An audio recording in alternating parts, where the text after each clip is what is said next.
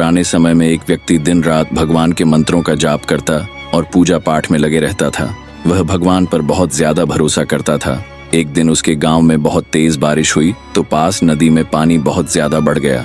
बाढ़ देखकर गांव के लोग सुरक्षित स्थान पर जाने के लिए निकलने लगे। उस समय भक्त ने सोचा कि जब तक भगवान खुद मुझे बचाने नहीं आएंगे, मैं ये गांव छोड़कर कहीं नहीं जाऊंगा। गांव के कुछ लोग उसके पास पहुंचे और उस भक्त से कहा कि आप भी हमारे साथ चलिए, ये गांव बहुत जल्दी डूब जाएगा, हमें तुरंत किसी सुरक्षित स्थान पर पहुंचना होगा। भक्त ने लोगों से कह दिया कि मुझे भगवान पर भरोसा है, वे अपने भक्त को कुछ नहीं होने देंगे, वे स्वयं मुझे बचाने आएंगे।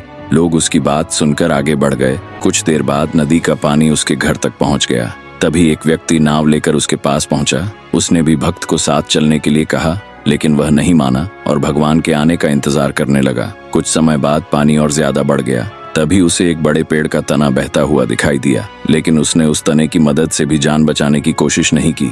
अब वह भगवान के मंत्रों का जाप करने लगा और डरने लगा।